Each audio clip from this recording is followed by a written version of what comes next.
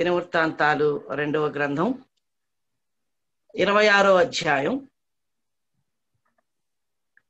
3 నుంచి 5 వచనాలు నేను చదువుతున్నాను. దయచేసి గమనించండి. దినవృత్తాంతాలు 2వ గ్రంథం 26వ అధ్యాయం 3, 4, 5 వచనాలు. ఉజ్జియా ఏలనారంభించినప్పుడు 16 ఏండ్ల వాడై యెరూషలేములో 52 సంవత్సరములు ఏలెను. అతని తల్లి యెరూషలేము కాపురస్తురాలు, ఆమె పేరు యొకల్య. అతడు తన తండ్రి అయిన అమజ్యా చర్య అంతటి ప్రకారము యెహోవా దృష్టికి యథార్థముగా ప్రవర్తించెను. దేవుని ప్రత్యక్షత విషయమందు తెలివి కలిగిన జకర్యా దినాలలో అతడు దేవుని ఆశ్రయించెను. అతడు యెహోవాను ఆశ్రయించినంత కాలము దేవుడు అతని వర్ధిల్ల చేసెను. ఈ మాటలు ప్రభు మన వినికిడిలోకి తీసుకొస్తూ ఉండగా చిన్న ప్రార్థన చేసుకుందాం. కరుణా సంపన్నుడు అయిన మా ప్రియ పరలోకపు తండ్రి, మీ అత్యున్నతమైన నామానికి స్తుతులు స్తోత్రాలు చెల్లించుకుంటున్నాం.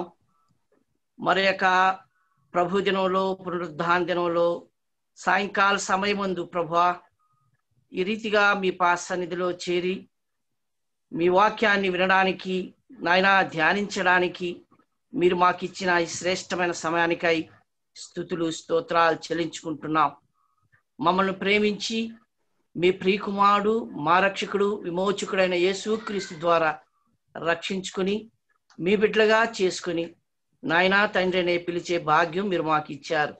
అంత మాత్రమే కాదు, భూలోకంలో జీవిస్తున్నంత కాలం మిమ్మల్ని సేవించడానికి, నాయనా మిమ్మల్ని హెచ్చించడానికి, మిమ్మల్ని ఘనపరచడానికి, మీ లేఖన భాగాలు అర్థం చేసుకోవడానికి మీరు మాకు తరచూ ఇస్తున్నటువంటి సమయానికై స్తోత్రాలు చెల్లించుకుంటున్నాం. ఈ సమయంలో అల్పునైనను కూడా జ్ఞాపకం చేసుకుని నాయన రేణుగుంట్లో ఉన్నటువంటి స్థానిక సంఘ ప్రియులు ప్రేమించి ఈ అవకాశాన్ని ఇచ్చినందుకు స్తోత్రాలు చెల్లించుకుంటున్నాం. అవును ప్రభా, ఈ సమయం మాకు ఆశీర్వాదకరంగాను మీరు మహింకరంగా జరిగించమని వేడుకుంటూ మీరే మహిమ ఘనత ప్రభావాలు పొందమని యేసయ్య అతి శ్రేష్టమైన నామంలో స్తుతులు చెల్లించి ప్రార్థన చేసి అడిగి వేడుకొంచున్నాం మా తండ్రి, ఆమేన్. ప్రియులారా, నేను చదివినటువంటి భాగం ఇప్పటికే మీకు అర్థమై ఉంటుంది. ఉజ్జియా రాజుని గురించి ఈ రాత్రికాల సమయంలో కొంచెం మీతో పంచుకోవాలని నేను ఆశపడుతూ ఉన్నాను. మనం పాత నిబంధనలో చూసినట్లయితే సమూయేలు గ్రంథాలు 2, రాజులు 2 గ్రంథాలు, దినవృత్తాంతాలు 2 గ్రంథాలు, మొత్తం 6 గ్రంథాలలో కొంతమంది రాజులందరి గురించి వ్రాయబడి ఉంది. సమూయేలు గ్రంథంలో మనం చూసినట్లయితే ఐక్య రాజ్యంగా ఉన్నప్పుడు జరిగినటువంటి సంఘటనలు మనం చూస్తాం. రాజుల గ్రంథాల్లో ఆ ఐక్య రాజ్యము విడిపోయి దక్షిణ రాజ్యంగాను ఉత్తర రాజ్యంగాను అవడం రెహబాము నుంచి మనం చూస్తాం. అప్పుడు ఉత్తర రాజ్యాన్ని ఇశ్రాయేలు రాజ్యంగాను, దక్షిణ రాజ్యాన్ని యూదా రాజ్యంగాను వారు పిలువబడుతూ వస్తూ ఉన్నారు. మనం చూసినట్లయితే ఉత్తర రాజ్యంలో 19 మంది రాజులు ఏలారు. దక్షిణ రాజ్యంలో మనం చూసినట్లయితే 20 మంది రాజులు ఏలారు. ఉత్తర రాజ్యంలో 19 మంది ఏలినప్పటికీ ఎక్కువగా దేవునికి ఇష్టలు కానిటువంటి వారే పరిపాలన చేశారు. దక్షిణ రాజ్యంలో మనం చూసినట్లయితే ఎక్కువ తక్కువ దేవునికి ఇష్టమైన వారుగానే ఉన్నారని మనం చూస్తున్నాం. ఇవంతా మనకు తెలిసినటువంటి భాగాలే, ఎందుకంటే దీని గురించి విస్తారంగా చెప్పాల్సిన అవసరం లేదు. అయినప్పటికీ కూడా మీకు మరొక పర్యాయం జ్ఞాపకం చేయాలని ఈ రాత్రికాల సమయంలో మీ ముందుకు ఈ మాటలు నేను తీసుకొస్తూ ఉన్నాను. ఇక్కడ మనం చూసినట్లయితే ఈ ఉజ్జియా చిన్న వయసులోనే ఏలడం ఆరంభించారు. ఇంకా చిన్న వయసులో ఏలినటువంటి రాజులు ఉన్నారు. అయినప్పటికీ కూడా ఇతడు 16 ఏండ్ల వాడై పరిపాలనలోకి వచ్చిన వాడుగా మనకు కనబడుతూ ఉన్నాడు. నాకు తెలిసినంత వరకు ఇతడు ఎక్కువ సంవత్సరాలు ఏలినటువంటి రాజు, అనగా 52 సంవత్సరాలు ఏలినటువంటి యూదారాజుగా మనకు కనబడుతూ ఉన్నాడు. మనం చూసినట్లయితే ఈ రాజులతో కూడా యాజకులు ఉన్నారు, వారు ప్రాముఖ్యమైనటువంటి వారే. రాజులు ఎంత ప్రాముఖ్యమైన వారో యాజకులు కూడా ప్రాముఖ్యమైనటువంటి వారే. యాజకులు ఎంత ప్రాముఖ్యమైన వారో ప్రవక్తలు కూడా అంత ప్రాముఖ్యమైనటువంటి వారే. ప్రవక్తలు ఎంత ప్రాముఖ్యమైనటువంటి వారో ఆ రాజు యొక్క తల్లి గురించి వ్రాయబడ్డప్పుడు ఆమె గురించి కూడా చాలా ప్రాముఖ్యమైనదని మనం గ్రహించాలి. లేఖన భాగంలో లేకుంటే దేవుని వాక్యంలో వ్రాయబడినప్పుడు వారు ప్రతి ఒక్కరి గురించి మనకు ఏదో ఒక పాఠం ఉంటాయి. ఫలానా వ్యక్తి గురించి పాఠం లేదు అనడానికి సాధ్యం కాదు. అందుకని దేవుని వాక్యం చదువుకునేటప్పుడు చాలా జాగ్రత్తగా మనం చదువుకోవాలని దేవుని యొక్క వాక్యము బోధిస్తుంది. గనుక ఈ రాత్రికాల సమయంలో కొన్ని విషయాలు ఉజ్జియా గురించి చెప్పాలని నేను ఆశపడుతూ ఉన్నాను. ఒకవేళ ఉజ్జియా గురించి ఇంతకుముందు విని ఉండొచ్చు, కానీ దేవుడు నాకు ఇచ్చిన తలంపుల్ని మీ ముందుకు తీసుకురావాలని ప్రేరేపణ కలిగి నేను ఈ రాత్రికాల సమయంలో ఉజ్జియా గురించి మీ ముందుకు నేను తీసుకొస్తూ ఉన్నాను. ఉజ్జియా గురించి మనం చూసినప్పుడు ఈ 26వ అధ్యాయంలో సుమారు 23 వచనాలు ఉన్నాయి. ఈ 23 వచనాల్లో మొదటి 15 వచనాలు ఉజ్జియా యొక్క మనం చూసినట్లయితే రాజ్య పరిపాలన, దేవుని యొక్క సహాయం, అంత మాత్రమే కాదు అతడు దేవుడు పక్షంగా ఏ విధంగా నడిచాడో. తర్వాత మనం చదువుకున్నాం 5వ వచనంలో జకర్యా దినాల్లో ఏ విధంగా ఉన్నాడో మనం చూస్తూ ఉన్నాం. తర్వాత 16వ వచనం నుంచి 27వ వచనం వరకు 23వ వచనం వరకు రెండవ భాగంలో మనం చూసినట్లయితే అతని యొక్క పతనాన్ని మనం చూడొచ్చు. ఇది క్లుప్తంగా ఈ అధ్యాయంలో ఉన్నటువంటి భాగాలు. అంటే మొదటి 15 వచనాల్లో ఉజ్జియా యొక్క పరిపాలన, రెండవ భాగంలో ఉజ్జియా యొక్క పతనం అని మనం ఈజీగా అర్థం చేసుకోవచ్చు. నేను ఈ అధ్యాయాన్నంతటిని తరచూ చదువుతూ ఉంటే ఉజ్జియా గురించి 7 విషయాలు అంటే అతని గురించి ఈ విధంగా చెప్పుకోవచ్చు. అంటే అతడు ఎలాంటి వాడో, ఏ విధంగా అతనికి టైటిల్స్ ఇవ్వచ్చు, లేకపోతే అతని గురించి చెప్పుకోవచ్చు మనం చూడొచ్చు. మనం చూసినట్లయితే మొదటగా 1వ వచనంలో అతడు రాజు అని చూస్తున్నాం. అతడు రాజాయను అనే మాట, రాజుగా నియమించిరి అనే మాట 1వ వచనంలో మనం చూస్తున్నాం. రెండవదిగా 6వ వచనంలో చూసినట్లయితే అతడు బయలుదేరి ఫిలిస్తీన్లతో యుద్ధం చేసిన వాడగా యుద్ధ ప్రవీణుడు అనగా వారియర్ కూడా, కింగ్ మాత్రమే కాదు అతడు వారియర్ అనగా యుద్ధం చేయగలిగిన ప్రవీణుడు అనే రెండవది మనం చూడొచ్చు. మూడవదిగా మనం చూసినట్లయితే అతడు కట్టేటువంటి వాడు అనగా ప్రాకారాలు కట్టాడు, పట్టణాలు కట్టించాడు. అది మనం 6వ వచనంలో చూస్తున్నాం. ఫిలిస్తీన్ల ప్రదేశంలోను ప్రాకారములను కట్టించును. He was a builder also. అతను కట్టించిన వాడుగా మనం చూస్తా ఉన్నాం. 4వదిగా మనం చూసినట్లయితే 10వ వచనంలో మనం చూసినట్లయితే మధ్య భాగంలో బావులు త్రవ్వించాడు. వ్యవసాయమందు అతడు అపేక్ష గలవాడు అనగా ఇతడు he was a husband man అనగా అతడు వ్యవసాయదారుడు. వ్యవసాయం చేయించడంలో అతనికి అపేక్ష అనగా కోరికుంది.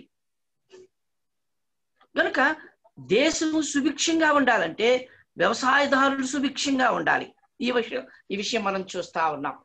అంత మాత్రమే కాదు, 5వదిగా మనం చూసినప్పుడు 15వ వచనంలో అతడు పెద్దరాలనేమి అంబులనేమి ప్రయోగించుటకాయి ఉపాయశాలను కల్పించి యంత్రాలు యెరూషలేములో అమర్చిన వాడిగా కనబడుతున్నాడు. ఈ వాజ్ అన్ ఇంజనీర్ ఆల్సో కదండి, అతడు ఒక ఇంజనీర్ కూడా. ఈ 5 ప్రాముఖ్యమైన విషయాలు అతడు మనం చూసినట్లయితే పాజిటివ్ గా కనబడితే, 2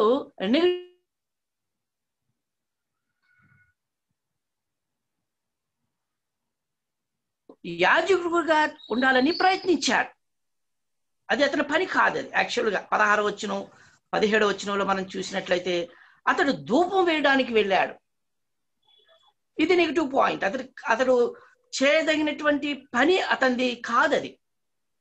గనుక యాజకత్వాన్ని కోరుకున్నవాడు అనగా ఇంకో చెప్పాలంటే ప్రీస్ట్ గా ఉండాలనుకున్నాడు.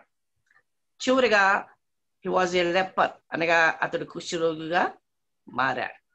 ఈ 7 విషయాలు ఇతని గురించి మనం చెప్పుకోవచ్చు. కనుక అతడు రాజుగా ఉన్నాడు, యుద్ధ ప్రవీణుడిగా ఉన్నాడు. అంత మాత్రమే కాదు, ప్రాకారాలు కట్టించేవాడిగా ఉన్నాడు, వ్యవసాయమందు కోరిక కలిగిన వాడిగా ఉన్నాడు, ఒక ఇంజనీర్గా ఉన్నాడు, యాజకత్వాన్ని చేయాలని కోరిక కలిగిన వాడిగా ఉన్నాడు, కుష్ఠరోగి అయ్యాడు అనే మాటలు మనకు జ్ఞాపకం చేస్తాం. అంటే ఈ విషయాలు ఈ వివరంగా చెప్పాలని కాదు, కానీ అతని గురించి ఈ అధ్యాయములో 7 విధాలుగా మనం చూస్తా ఉన్నాం. ప్రాముఖ్యంగా ఇతని గురించి 3 విషయాలు మీ ముందుకు తీసుకురావాలని ఆశపడుతూ ఉన్నాను. ఏంటంటే, మొట్టమొదటగా మనం చూసినట్లయితే ఇతడు దేవుని ప్రత్యక్షత కలిగిన వాడు కదండి. మనం చూసినట్లయితే 5వ వచనంలో దేవుని ప్రత్యక్షత విషయమందు తెలివి కలిగిన జకర్యా దినాలలో అతడు దేవుని ఆశ్రయించెను, అతడు యెహోవాను ఆశ్రయించినంత కాలము దేవుడు అతనిని వర్ధిల్ల చేసెను అనే మాటని మనం చూస్తున్నాం. ఒక వ్యక్తి వర్ధిల్లబడాలంటే, అభివృద్ధికి రావాలంటే అతడు దేవుని ప్రత్యక్షత కలిగి ఉండాలి, లేకపోతే దేవుణ్ణి గురించినటువంటి అవగాహన కలిగి ఉండాలి, లేకపోతే దేవుని గురించినటువంటి తెలివి కలిగి ఉండాలి, లేకపోతే దేవుడు అతనికి ప్రత్యక్షం అవుతూ ఉండాలి. ఇది మనం జ్ఞాపకం చేసుకోవాలి. 5వ వచనంలో మనం చూసినట్లయితే జకర్యా దినాలలో అనే మాటని, కన్నడ బైబిల్లో అయితే దైవ భక్తి కలిగినటువంటి జకర్యా అతనికి బోధిస్తూ ఉండగా, జకర్యా బోధిస్తూ ఉండగా ఉజ్జియా దేవుని ఆశ్రయించెను అనే మాట అక్కడ రాయబడి ఉంది. నిజమేది. దేవుని ప్రత్యక్షత ఒక వ్యక్తికి కలిగి ఉన్నప్పుడు, ఇంకో విధంగా చెప్పాలంటే దేవుని యొక్క దర్శనం కలిగి ఉన్నప్పుడు, దేవుడు ఒక వ్యక్తితో మాట్లాడుతూ ఉంటే అతనికి వెలుగు అనేది కలుగుతాది. దేవుడు అతనితో ఒక వ్యక్తితో మాట్లాడకపోతే అతను అంధకారంలోనే ఉన్నాడని మనం చూస్తున్నాం. ప్రియులారా, ఉజ్జియా జీవితంలో అతడు వర్ధిల్లడానికి కారణం ఏంటంటే దేవుని ప్రత్యక్షత అతనికి ఉంటా ఉంది. దేవుడు కనబడుతూ ఉన్నాడు, దేవుడు మాట్లాడుతూ ఉన్నాడు, దేవుని యొక్క మార్గము బోధింపబడుతూ ఉంది. దేవుడు అతనికి ప్రత్యక్షమై నీవు ఏ విధంగా నడవాలో, ఏ విధంగా రాజ్య పరిపాలన చేయాలో, ఏ విధంగా యంత్రాలను కనుగోవాలో, ఏ విధంగా నీవు బావులు తవ్వాలో, ఏ విధంగా నీవు కట్టాలో, ఏ విధంగా నీవు వ్యవసాయాన్ని సరిగా చేయాలో బోధించేవాడు. ఇంకో విధంగా చెప్పాలంటే పాత నిబంధనలో ఎక్కువగా పదార్థ సంబంధమైన మెటీరియలిస్టిక్ అన్నమాట దేవుణ్ణి ఆశ్రయించేవారు. వాళ్ళు అభివృద్ధిని ఆ విధంగా చూడగలుగుతాం మనం. క్రొత్త నిబంధనలో వేరేగా ఉంది, అది ఆత్మ సంబంధమైంది పూర్తిగా. గనుక దేవుని యొక్క ప్రత్యక్షత విషయమందు తెలివి కలిగిన జకర్యా దినాలలో అతడు వర్ధిల్లుతూ ఉన్నాడు. నిజమే, ఈ రాత్రి కాల సమయంలో దేవుని యొక్క వాక్యము విస్తారంగా ప్రకటింపబడుతూ ఉండగా, ఈ దినాల్లో ప్రత్యేకంగా లాక్డౌన్ దినాల్లో మధ్యాహ్నం కూడా ఒక దైవజనుడు చెప్తూ దినానికి మన ప్రత్యేకంగా బ్రదర్ అసెంబ్లీస్ లో 5 మెసేజ్లు అంటున్నారంట కొంతమంది. బాంబే నుంచి మాట్లాడుతూగా సహోదరుడు చెప్తున్నాడు. మరి మెడ్రాస్ నుంచి షెలంగూర్ బ్రదర్ అసెంబ్లీ వాళ్ళు చెప్తూ మేము 5 సంవత్సరాలకి సరిపడినంత వాక్యాన్ని ఈ లాక్డౌన్ దినాల్లో మేము విన్నాం అని అన్నారు. అంటే ఎంత విస్తారంగా దేవుని యొక్క వాక్యం ప్రకటింపబడుతుంది దినాల్లో, ఎంత విస్తారంగా దేవుని వాక్యం ప్రత్యక్షత అవుతూ ఉంది, బయలుపరచబడుతూ ఉంది అనేది మనం జ్ఞాపకం చేసుకోవాలి. ఈ సమయంలో దేవుని వాక్యము ప్రకటింపబడుతూ ఉండగా, అట్లయితే మనము ఎంత మట్టుకు దేవుని వాక్యాన్ని గ్రహిస్తూ ఉన్నాం, గైకొంటూ ఉన్నాం, ఎంత మట్టుకు దేవుని వాక్యపు వెలుగులో మన జీవితాన్ని మనం పరిశీలన చేసుకుంటున్నాం, జ్ఞాపకం చేసుకోవాలి. కనుక మనం లేఖనాల్లో చూసినట్లయితే దేవుని యొక్క వాక్యము ప్రత్యక్షం అయితే ఒక వ్యక్తికి ఏమవుతాది కదండి. ఊరికే చదవడం కాదు, ఊరికే వినడం కాదు. అయితే దేవుని వాక్యము ప్రత్యక్షం అవుతూ ఉండగా మనకి ఏం జరగాలి, మన దేవుని యొక్క వాక్యంలో ఏం జరగాలి, మనకు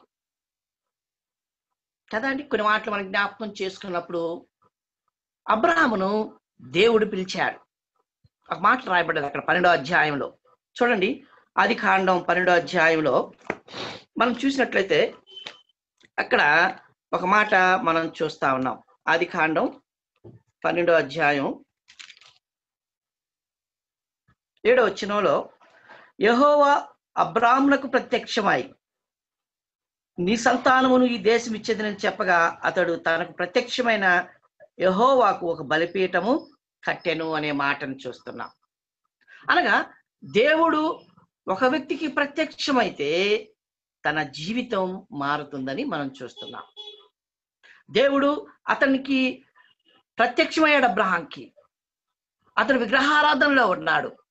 అతడు నిజమైన దేవుడో తెలియనటువంటి స్థితిలో ఉన్నాడు. అబ్రహాం పిలిచినప్పుడు ఆ యొక్క దేశాన్ని వదిలి దేవుడు పొమ్మన్న దేశానికి అతడు బయలుదేరి వెళ్ళాడు. దానికి కారణం దేవుడు అతనికి ప్రత్యక్షం అవడం, దానికి కారణం దేవుడు అతనితో మాట్లాడడం, దానికి కారణం దేవుడు అతనికి ఏది మంచిదో ఏది చెడ్డదో, ఏది ఎలాగ నడవాలో, ఏ మార్గంలో పోవాలో తెలియచేయడం. అంత మాత్రమే కాదు ప్రియులారా, అతడు ఒక బలిపీఠాన్ని కట్టాడు. మనం 13వ అధ్యాయంలో అదే ఆదికాండంలో 4వ వచనంలో చూస్తున్నాం. తాను మొదట బలిపీఠమును కట్టిన చోటుకు చేరెను, అక్కడ అబ్రాము యెహోవా నామమున ప్రార్థన చేసెను అనే మాటను చూస్తున్నాం. బలిపీఠం అన్నిటికీ వాటికి సాదృశ్యంగా ఉంది. వాటిలో బలిపీఠం ప్రార్థనకి సాదృశ్యంగా ఉంది. గనుక అతడు మొదట ఎక్కడ బలిపీఠం కట్టాడో, ఎక్కడైతే దేవుడు అతనికి ప్రత్యక్షమయ్యాడో, ఎక్కడ దేవుడు అతనితో మాట్లాడాడో, ఎక్కడైతే దేవుడు అతన్ని ఎన్నుకున్నాడో ఆ ప్రదేశంలో అతడు ప్రార్థన చేశాడు. ఒక వ్యక్తి యొక్క జీవితంలో దేవుని యొక్క వాక్యము ప్రత్యక్షమైనప్పుడు అతడు తన జీవితాన్ని మార్చుకోగలడు కదా అండి. ఆ మాటలు మనం జ్ఞాపకం చేసుకున్నప్పుడు ఇదే 17వ అధ్యాయంలో ఆదికాండంలో అబ్రహాముతో దేవుడు ఒక మాట చెప్తున్నాడు. చూడండి, మొదటి వచనంలో, ఆదికాండం 17వ అధ్యాయం మొదటి వచనంలో, అబ్రాము 99 ఏండ్ల వాడైనప్పుడు యెహోవా అతనికి ప్రత్యక్షమై, నేను సర్వశక్తి గల దేవుడను, నా సన్నిధిలో నడుచుచు నిందారహితుడువై ఉండుము. ఏమంటున్నాడు ఇక్కడ? 99 సంవత్సరంలో దేవుడు అతనికి ప్రత్యక్షమయ్యాడు. ప్రత్యక్షమై అతనితో చెప్తూ ఉన్నాడు, నీవు నా సన్నిధిలో నడవాలి. ఎలాగ నడవాలి? నిందారహితుడుగా నడవాలి, లోపం లేని వాడిగా నడవాలి అనే మాటలు చెప్తాం. అవును ప్రియులారా, జకర్యా దినాలలో ఉజ్జియాకు దేవుని వాక్యం ప్రకటింపబడుతుంది. దేవుడు ఏం చెప్పమన్నాడో జకర్యా ద్వారా చెప్తూ ఉండగా దేవుణ్ణి ఆశ్రయిస్తూ ఉన్నాడు ఉజ్జియా. అబ్రహాము దినాల్లో దేవుడు ప్రత్యక్షమవుతూ ఉన్నాడు, దేవుడు మాట్లాడుతూ ఉన్నాడు అబ్రహాంతో. అతడు తన సొంత ఊరిని వదిలాడు. అతడు దేవుడు చెప్పిన స్థలానికి వెళ్ళడానికి ప్రయాణం చేస్తూ ఉన్నాడు. బలిపీఠం కట్టాడు, ప్రార్థన చేశాడు. దేవుని సన్నిధిలో అతడు నిందారహితుడుగా నడుస్తూ ఉన్నాడు. అట్లయితే ప్రియులారా, ఈ దినాలలో దేవుని వాక్యము విస్తారంగా ప్రకటింపబడుతూ ఉండగా మనం ఎలాగా నడుచుకుంటూ ఉన్నాం? ఇది మనకు ప్రశ్న. నిజమే, మనం చూసినట్లయితే దేవుడు ఆ దినాల్లో ప్రత్యక్షమై వారితో మాట్లాడుతూ ఉండగా వారు నడుచుకున్న విధానాన్ని మనం చూస్తా ఉన్నాం. ఇదే ఆదికాండం 26వ అధ్యాయంలో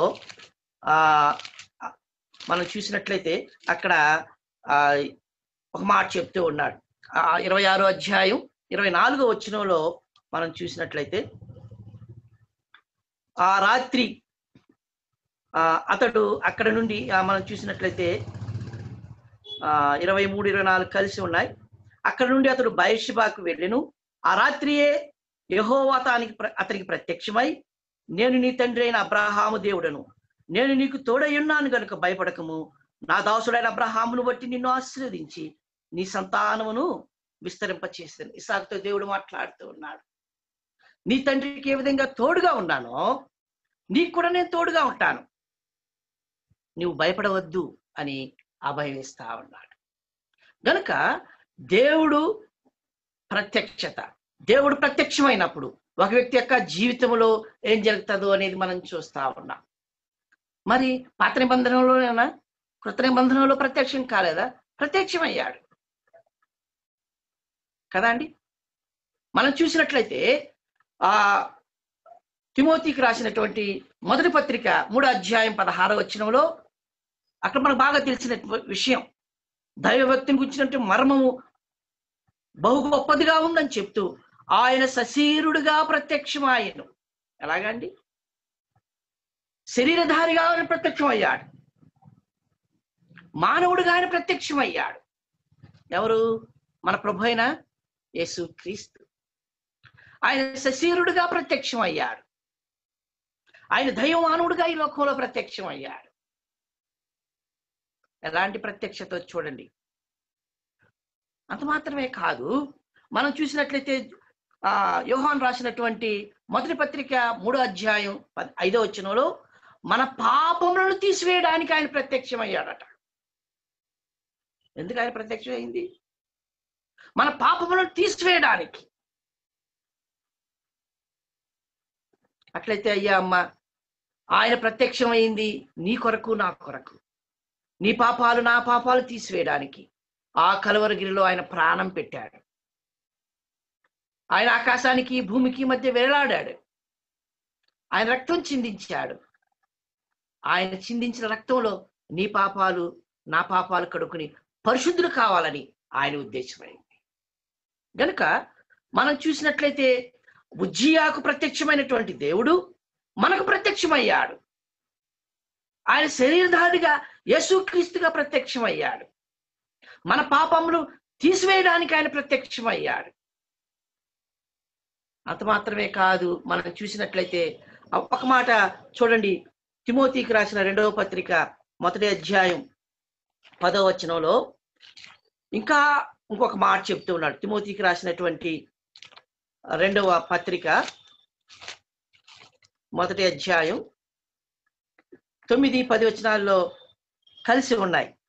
మన క్రియలను బట్టి కాక తన స్వకీయ సంకల్పమును బట్టి అనాది కాలముననే క్రీస్తు యేసునందు మనకు అనుగ్రహింపబడినదియు, క్రీస్తు యేసును మన రక్షకుని ప్రత్యక్షత వలన, ఈ మాటలు పట్టుకోండి, క్రీస్తు యేసును మన రక్షకుని ప్రత్యక్షత వలన బయలుపరిచినదైన తన కృపను బట్టి మనలను రక్షించి పరిశుద్ధమైన పిలుపుతో ఆయన మనలను పిలిచాడు. ఏమండి? ఆయన ప్రత్యక్షత మనం జ్ఞాపకం చేసుకున్నప్పుడు మనలను రక్షించి పరిశుద్ధమైన పిలుపుతో ఆయన మనల్ని పిలిచాడు. ఆ క్రీస్తు యేసు మరణమును నిరర్ధకము చేసి జీవమును అక్షయతను స్వార్థను వెలుగులోనికి తెచ్చాడు. కనుక ఈ రాత్రి కాల సమయంలో ఎటువంటి పిలుపుతో మనం పిలువబడ్డామంటే, క్రీస్తు యేసు ప్రత్యక్ష కావడానికి కారణం ఏమిటంటే పరిశుద్ధమైన పిలుపుతో మనల్ని పిలిచాడు. మనల్ని పిలిచి ఆ క్రీస్తు యేసు మరణమును నిరర్ధకము చేసి జీవమును అక్షయతను సువార్త వలన వెలుగులోనికి ఆయన తెచ్చాడు. అవును కదండి? మనం అక్షయులుగా ఉండాలని, మనం జీవముతో అనగా నిత్య జీవం పొందాలని యేసు క్రీస్తు మన కొరకు ప్రత్యక్షమయ్యాడు. అట్లయితే అటువంటి ప్రత్యక్షత కలిగినటువంటి ప్రభు అయిన యేసు క్రీస్తు నీవు కలిగి ఉన్నావా?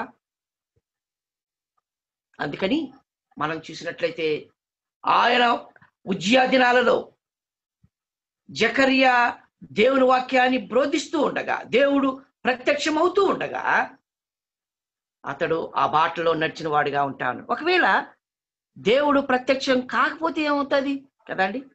ఇంతవరకు ప్రత్యక్షమయ్యాడు, మనల్ని చూసే దేవుడు, మనల్ని పిలిచే దేవుడు, మనల్ని రక్షించినటువంటి దేవుడు. ఒకవేళ ఆయన మన యొక్క జీవితంలో ప్రత్యక్షత లేకపోతే మనం ఎలాగా ఉండేవాళ్ళమి కదండి? సమూయేలు మొదటి గ్రంథంలో మనం చూస్తే 3వ అధ్యాయం 1వ వచనంలో చూడండి. సమూయేలు మొదటి గ్రంథం 3వ అధ్యాయం 1వ వచనంలో బాలుడైన సమూయేలు ఏలి ఎదుట యెహోవాకు పరిచర్య చేయుచుండెను. ఆ దినాలలో యెహోవాకు ప్రత్యక్షమగుట అరుదు, ప్రత్యక్షము తరచుగా తటస్థించుటలేదు అని 2వ వచనంలో చెప్తున్నాడు. ఆ కాలమందు ఏలీ కన్నులు మంద దృష్టి గలవైనందున అతడు చూడలేక తన స్థలమందు పండుకుని ఉండగా అనే మాటను చూస్తున్నాం. దేవుని యొక్క వాక్యము ప్రత్యక్షితం కావడం లేదంట. దేవుని యొక్క వాక్యము, దేవుడు వారితో మాట్లాడడం తరచుగా జరుగుతూ ఉంది. అయితే ఏం జరిగింది ఆ సందర్భంలో? ఏలీ గుడ్డివాడైపోయాడు. అంత మాత్రమే కాదు, దేవుని వాక్యం ప్రత్యక్షం కాకపోవడం ద్వారా 2వ అధ్యాయంలో ఏలీ కుమారులు దుర్మార్గులయ్యారు. ఏలీ కుమారులు దేవుని నామాన్ని అవమానపరిచారు. మందిరంలో అసహ్యత పుట్టించారు వాళ్ళు. అంత మాత్రమే కాదు, ఇంకొక మాట రాయబడింది 2వ అధ్యాయం 12వ వచనంలో ఏలీ కుమారులు యెహోవాను ఎరిగిన వారై మిక్కిలి దుర్మార్గులై ఉండిరి. ఎంత దౌర్భాగ్యమైన స్థితి! దేవుని సన్నిధిలోనే ఉన్నారు వాళ్ళు, అయితే దేవుణ్ణి ఎరగలేదు. కారణం, దేవుని వాక్కు వారికి ప్రత్యక్షత లేదు. దేవుని వాక్యాన్ని గురించి, దేవుని నామాన్ని గురించి వారు తెలుసుకోలేదు. దేవుని గురించి వారికి అవగాహన లేదు. దేవుని యందు భయభక్తులు కలిగిన వారు కాదు. అదే సమయంలో దేవుని దృష్టిలో బహు దుర్మార్గులు అయ్యారు. ఎంత విచారకరమైన విషయం! అందుకనే 3వ అధ్యాయంలో మనం చూస్తున్నాం, దీపము ఆరిపోక ముందు ఎన్నో విషయాలు ఉంటున్నాయి ఇక్కడ. దేవుని వాక్యం ప్రత్యక్షం కావడం లేదు, దేవుని వాక్యం బయలుపరచబడడం లేదు, దీపం ఆరిపోయేటువంటి సమయం, కళ్ళు కనబడినటువంటి సమయం, అంధకారంలో ఉన్నటువంటి సమయం అని ఒక రకంగా మనం చెప్పచ్చు. దేవుడు మనతో మాట్లాడకపోయినట్లయితే మనం అంధకారంలో ఉన్నటువంటి వారమే.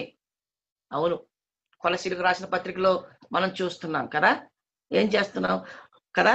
కొలసీలకు రాసిన మొదటి పత్రికలో ఒక మాట చెప్తూ మనల్ని అంధకారము నుండి విడిపించాడంట కదా. కొలసీలకు రాసిన పత్రిక 1వ అధ్యాయంలో 13వ వచనంలో ఆయనను మన అంధకార సంబంధమైన అధికారములో నుండి విడుదల చేసి తాను ప్రేమించిన తన కుమారుని యొక్క రాజ్య నివాసులుగా మనల్ని చేశాడు.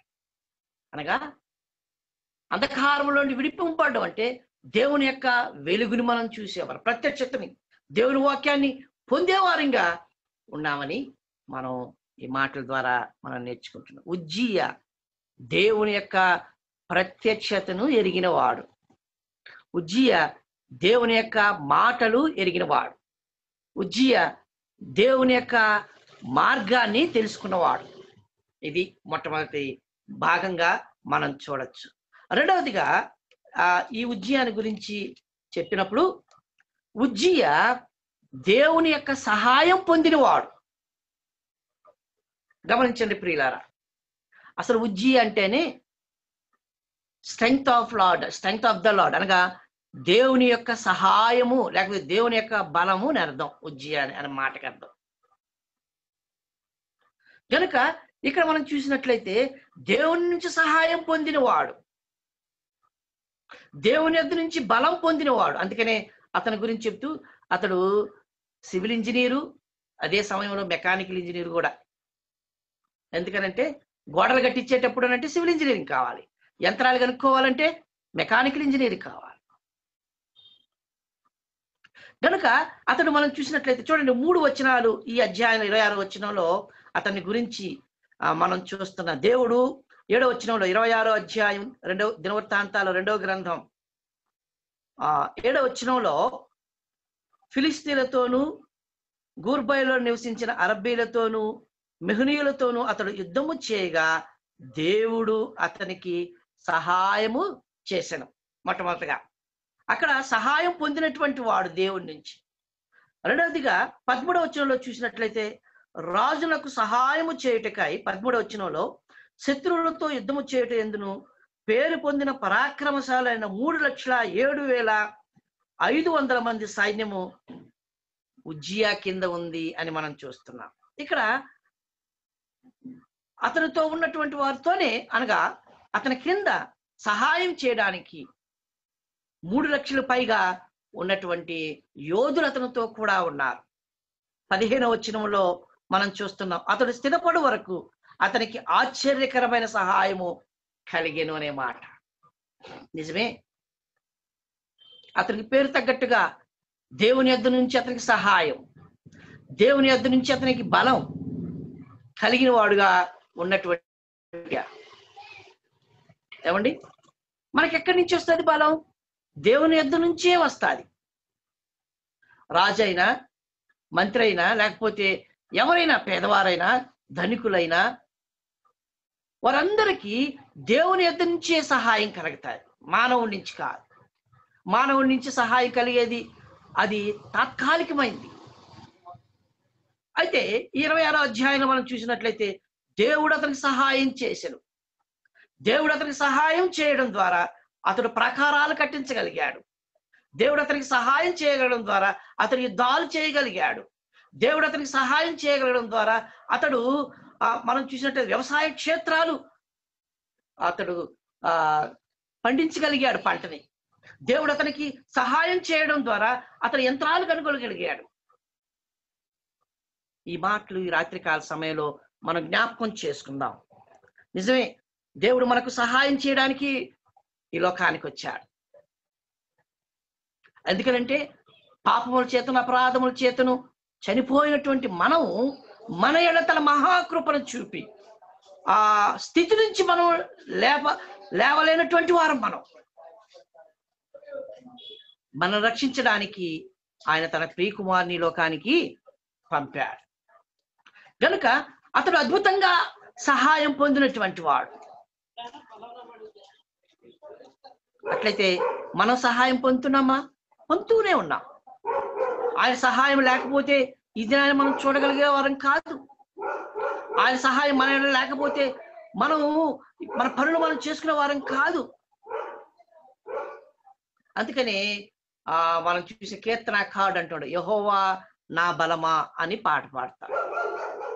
18వ అధ్యాయం. అవును, ఆయనే మనకు బలం. అదే కీర్తనలో 18వ అధ్యాయం 31వ వచనం చూడండి. కీర్తన గ్రంథం 18వ అధ్యాయం 31వ వచనం.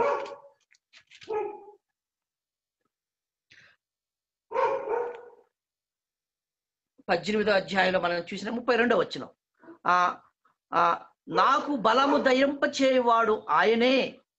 ఎవరు మనకు బలం దయం చేసేవాడు? దేవుడే. మనకు బలాన్ని ఇచ్చేవాడు ఆయనే.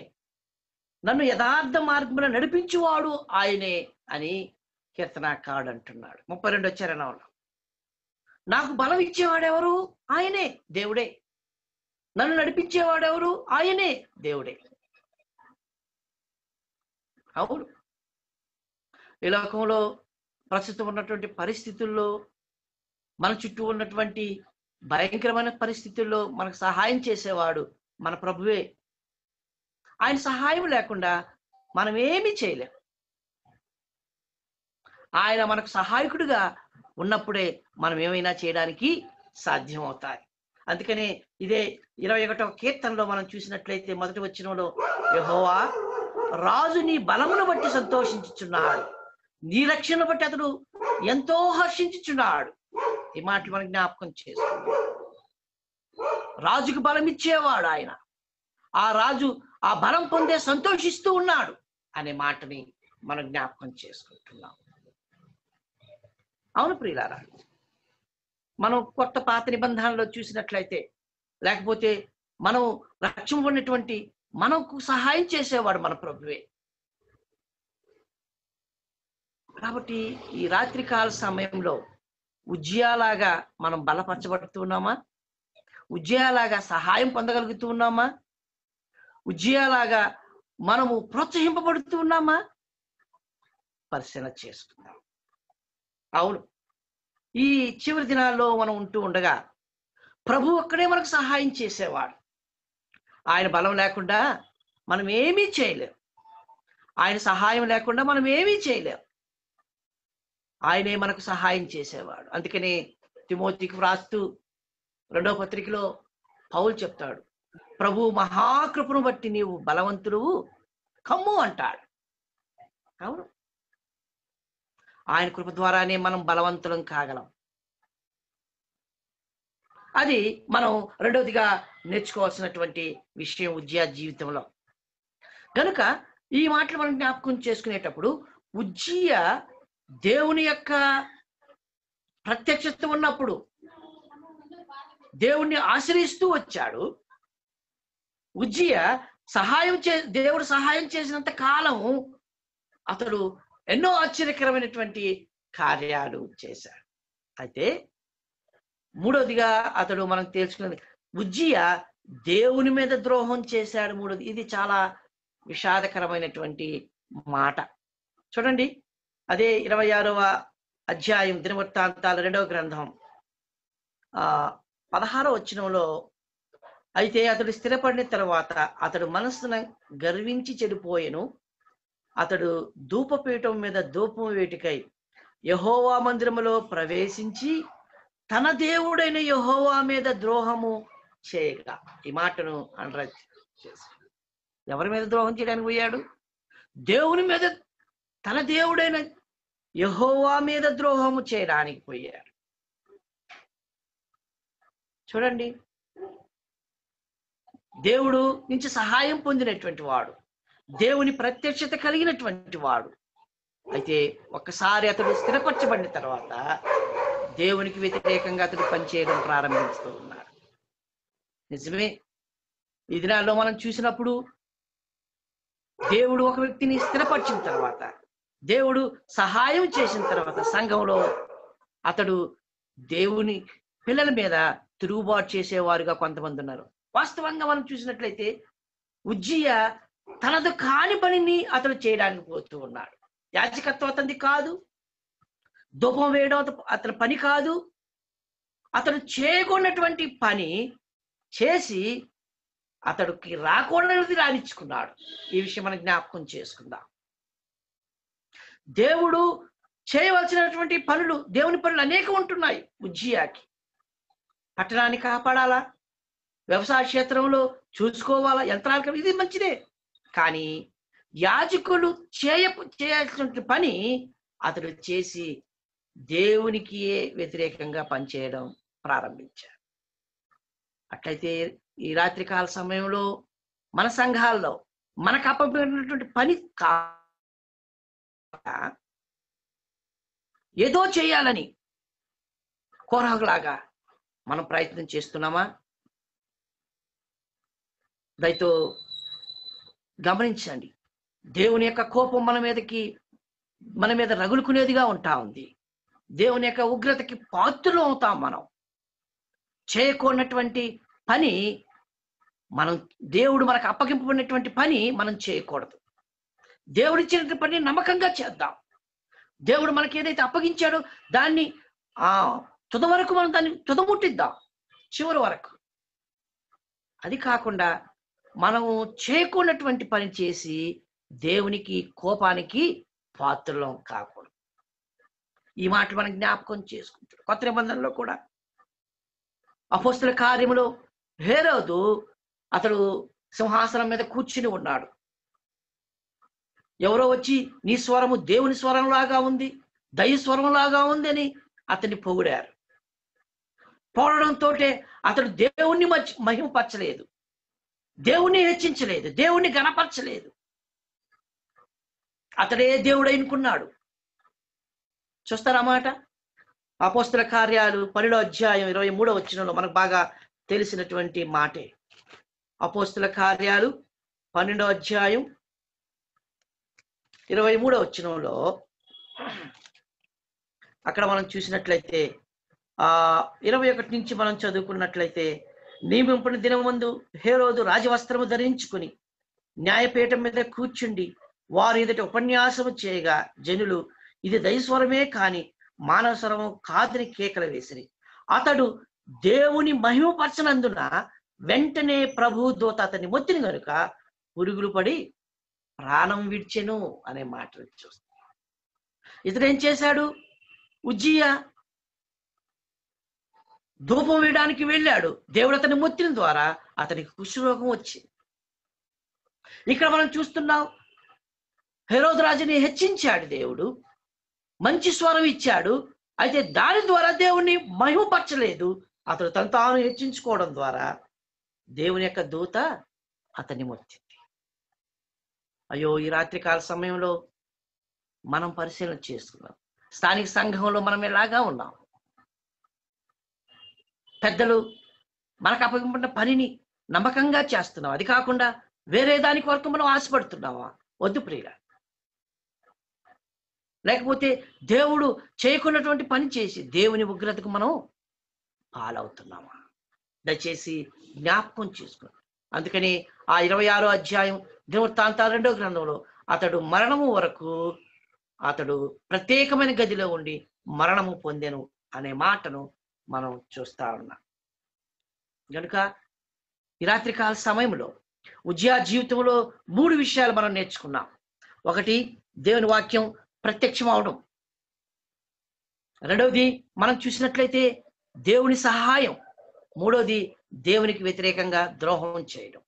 ఈ మరణించినప్పుడు యెషయాకి దర్శనం కలిగింది. ఈ కొన్ని మాటలు యెషయా గ్రంథంలో నుంచి మనం చూసుకుని మనం ముగించుకున్నాం. చూడండి, యెషయా గ్రంథం 6వ అధ్యాయంలో మొదటి వచనంలో, యెషయా గ్రంథం 6వ అధ్యాయం మొదటి వచనంలో, రాజైన ఉజ్జియా మృతి పొందిన సంవత్సరమున అత్యున్నతమైన సింహాసనములందు ప్రభు ఆసీనుడుగా నేను చూసి తిని అని యెషయా ప్రవక్త చెప్తున్నాడు.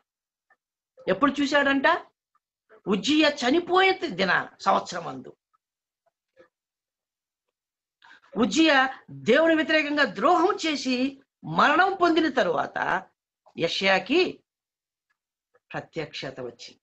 అప్పుడు ఒక మాట చెప్తున్నాడు 5వ వచనంలో, నేను అపవిత్రమైన పెదవుల గలవాడను, అపవిత్రమైన పెదవుల గల జనుల మధ్యన నివసించువాడును, నేను నశించి తిని రాజును సైన్యములకు అధిపతికి యెహోవాను నేను కన్నులారా చూసి తినని కొంటిని. చూడండి ఎంత గొప్ప ప్రత్యక్షత. చనిపోయిన సంవత్సరంలో ప్రవక్త యెషయాకు కలిగినటువంటి దర్శనం. నేను అపవిత్రమైన వాడిని, నేను అపవిత్రమైన పెదవులు కలిగిన వాడిని, అపవిత్రమైన ప్రజల మధ్య నేను నివసిస్తూ ఉన్నాను. అంటే అతడు అనగా ఉజ్జియా చేసినటువంటి ద్రోహాన్ని బట్టి ప్రజలందరూ ఎలాగైపోయారో మనం చూస్తా ఉన్నాం. ఈ యెషయా గ్రంథంలో ఎక్కువ తక్కువ 5-6 పర్యాయాలు అపవిత్రత అని మనం చూస్తాం. అపవిత్రమైనటువంటి మార్గం కలిగి ఉన్నవారు నా ప్రజలు అని దేవుడు చెప్తున్నాడు. కొంతమంది అపవిత్రమైనటువంటి వారు అని మనం చూస్తా ఉన్నాం. అంత మాత్రమే కాదు, ఒక మాట మనం చదువుకుందాం. యెషయా గ్రంథం 64వ అధ్యాయం 6వ వచనంలో, యెషయా గ్రంథం 64:6లో, మేమందరము అపవిత్రుల వంటి వారు మైతిమి, మా నీతి క్రియలనియు మురికి గుడ్డలు వంటి వారు అని అంటా ఉన్నారు. అనగా ఉజ్జియా మరణకాల సమయంలో, అనగా చనిపోయిన తర్వాత ఇశ్రాయేలు ప్రజలు, యూదా ప్రజలు ఎలాగా ఉన్నారో యెషయా గ్రంథంలో మనం చూస్తున్నాం. అపవిత్రమైనటువంటి పెదవులు కలిగినటువంటి అపవిత్ర ప్రజల మధ్య నేనున్నాను. అట్లయితే అతడు ఎలాగా విమోచింపబడ్డాడు? ఆ బలిపీఠ మీద ఉన్నటువంటి నిప్పులు తీసుకొచ్చి ఎగిరి వచ్చి ఒక దూత అతని నోటిని శరాఫుల్లో ఒకతను ఎప్పుడైతే ముట్టాడో అతడు పవిత్రుడయ్యాడు. అనగా ఆ బలిపీఠం మన ప్రభు అయిన యేసు క్రీస్తుకి సాదృశ్యంగా ఉంది. అవును, మన ప్రభు అయిన యేసు క్రీస్తు రక్తంలో మన పెదవులు కడుక్కుంటే మనం పవిత్రులు అవుతాం. అందుకని ఈ యెషయా గ్రంథంలోనే మనం చూసినట్లయితే సుమారు 25 పర్యాయాలు ఇశ్రాయేలు పరిశుద్ధ దేవుడు అనే మాటను చూస్తా ఉన్నాం. మొదటి అధ్యాయంలో మనం చూసినట్లయితే అరికాలు మొదలుకొని తల వరకు కొంచెమైన వారికి స్వస్థత లేనటువంటి వారు అని చెప్పినటువంటి యెషయా భక్తుడు ఇదే యెషయా గ్రంథంలో 25 పర్యాయాలు పరిశుద్ధుడైన ఇశ్రాయేలు దేవుడని తను తాను ప్రత్యక్షపరుచుకున్నాడు. అవును ప్రియులారా, ఎంత గొప్ప సత్యం లేఖన భాగాల్లో మనం దాగి ఉంది. ఉజ్జియా జీవితంలో మనం చూసినప్పుడు దేవుని యొక్క వెలుగులో నడిచిన వాడే, దేవుని సహాయాన్ని పొందిన వాడే, ఒకసారి దేవుడు స్థిరపరిచిన తర్వాత అంటే గర్వించి దేవుడి నుంచి దూరమై దారి తొలగిన వాడని మనం చూస్తాం. అలా కాకూడదు ప్రియులారా. మన పవిత్రత పోవాలంటే యేసుక్రీస్తు రక్తంలో మన పాపాలు కడుక్కోవాలి. యేసుక్రీస్తు మన కొరకు తన పవిత్రమైన పరిశుద్ధమైన రక్తాన్ని చిందించాడు. ఆ రక్తంలో కడగబడినప్పుడు మనం పవిత్రులుగా చేయబడి దేవుని పిల్లలుగా మార్చబడుతున్నాం. కనుక ఈ చిన్న తలంపులు మీ ముందుకు తీసుకురావడానికి ప్రభు నాకు సహాయం చేశాడు. కనుక ఈ మాటలు మీ ముందుకు తీసుకొస్తూ ఉండగా మనం పరిశీలన చేసుకుందాం. అవును, దేవుని వాక్యం బయలుపరచబడుతూ ఉండగా, దేవుని యొక్క ప్రత్యక్షత మనకుంటూ ఉండగా మనం ఏ విధంగా నడుస్తూ ఉన్నాం పరిశీలన చేసుకున్నాం. దేవుడు మనం దర్శిస్తూ ఉండగా ఆ దర్శన భాగాన్ని ఏ విధంగా పొందుతున్నామో చూసుకుందాం. రెండవదిగా దేవుడు మనకు సహాయం చేస్తూ ఉండగా నెహెమ్యా గ్రంథంలో అదే అంటాడు కదా, యెహోవా యందు ఆనందించటం వలన కదా, ఆయన వాక్యం ద్వారా ఆనందించడంలో మనం బలం పొందుతాం. మూడవదిగా మనం స్థిరపడిన తర్వాత, దేవుడు ఒక స్థానానికి మనం తీసుకొచ్చిన తర్వాత మనం గర్వించి పడిపోకుండా దేవుని సన్నిధిలో దేవుని మాటకు లోబడి ఆ విధంగా జీవించడానికి దేవుడు మనకు సహాయం చేయనుగాక. మీకు అందరికీ వందనాలు చెల్లించుకుంటూ ఉన్నాను.